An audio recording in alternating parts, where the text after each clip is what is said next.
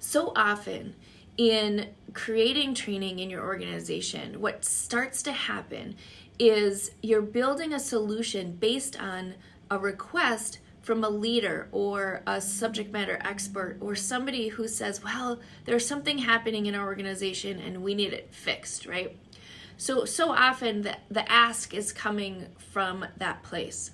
But what the challenge is and the opportunity is really flipping it from a learning perspective and thinking about the learner. Because the learner is going to actually take a training and learn from the training and apply the training when they have a problem that they want to solve, right? And so if the request is coming from the business, that there's a challenge happening in the organization, the part of your job is to help the learners understand that there is a challenge, there is a problem that needs to be solved, and to agitate that with them so they want to solve the problem. Because ultimately, it's not so much about giving them information so they can solve the problem, it's about helping them identify that they have the opportunity to solve the problem, to change their situation. Because you can't learn someone, right?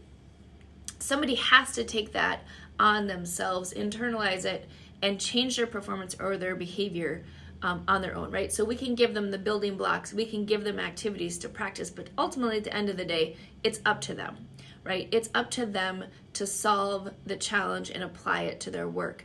So here's the deal. Learners have to know that there's a problem. So the very first thing that you can do in the course is to help agitate the problem. Identify it, agitate it, let them know that, personally, there's something that if they were to learn it, they would go through this training, apply the steps that you're teaching, that on the other side, they're going to have some sort of transformation, right? Some result, some transformation, something that makes either their lives easier, they become more successful, or there's really something in it for them, right? Like what's in it for them? Where can they have skin in the game? And so you need to tee that up at the beginning so they, one, understand that there's an issue or a problem, pain that they have, right? Like something's not easy, like how much easier would it be if you actually were able to do this correctly? You would be successful, have more customers, whatever the thing is, right? Paint the picture of the transformation. How will their life be different if they incorporate everything that they're learning and practice what they're learning in the course so they can then have some sort of change on the back end of the course, right? After they've taken it and they go and apply it back to their work, there's some sort of transformation for them. We need to be very clear about the business challenge we're going to solve and how that's going to help the business. But we also need to be very clear from the learner's perspective why they should be motivated, why they should be paying attention, why they should have some type of transformations. Really critical as you help somebody start to internalize the learning process. Then the other thing is that the challenge becomes, how do you get somebody to not abandon the training? And abandoning the training means two things to me. Number one is that the person who's going through and they're just clicking next, right? They're not really engaged. They're not using it as an opportunity to have that transformation or that result, right? So to me, even if they complete the course, if they've just dialed it in as they're going through the course, that is the same thing as abandoning the course completely. And then the second one is the person who just doesn't ever finish it, right? So if you are finding that that's happening in your courses, there is a challenge, right? And the challenge is number one, they can't see that there's a clear path for them to follow. They don't feel engaged in what you're teaching. So how do you get somebody engaged and active in what you're teaching? And then the third thing is they don't see that transformation. They don't see how, if they go through this and they start to apply it, how it's going to affect them, right? Everybody inherently wants to do a good job, but there's a difference between wanting to do a good job and wanting to really make sure that you are producing top results, right? So we really want to dial that in. So the first thing is that they need to be able to see that there's a problem that needs to be solved. They need to see the transformation and the result that they personally will have as a result of applying this.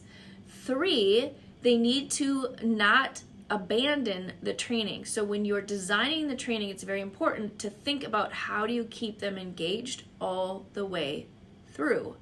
The 4th thing is they must have a clear path to success. They must have a clear path to see how they can achieve the results. So often when we start with information, or we start with content, or we start with knowledge, what starts to happen is we just give them information. And with a problem with giving them information is they're not getting the direct path for how to actually be successful, how to do the things that they need to do to be successful. So it's really being intentional about putting them in action, giving them something that's contextually accurate, meaning it applies to their job. So it's great if you want to do an introduction activity that helps them connect to the concept that you're teaching. But very, very quickly, you need to shift into how does this apply to me with a case study or an actual scenario that's real, that puts them in the position where they have to start making some decisions. And based on their decisions, they're getting feedback, or they're getting some different things that are happening to either lead them to the right outcome or lead them to the wrong outcome, right? Because people, again, learn through action. They don't learn passively. They don't learn by getting information. And so the last thing that you really need to do is help them to move through that success path through actionable practice that they can do. If you incorporate all of these things, what happens is they feel motivated and bought into what the result is that they need, right? Because again, inherently people want to do a good job. The reason they don't do a good job a lot of times is that they're not sure exactly what to do, right? They're not sure how to go through the steps. And then what happens is it ultimately starts to lead to better business success. Because the reason you have employees, the reason you have team members in your organization is to make sure that the business is successful. That's the whole point of having people in the organization, is to help the business be successful. So there should be a direct line to what you're creating that affects the success of the business. If there's not, there's probably not a reason to do the training. I'm going to be perfectly honest with you. If you can't find a direct line into why is a business challenge that needs to be solved, it's probably not worth doing it. That being said, most training opportunities can be directly tied back to a particular business challenge in the organization. So hopefully this helps really kind of dive into some of these pieces, but it all starts with identifying what the problem is or the challenge that you're seeing and how it affects the success of what's happening in the business. All right, take care.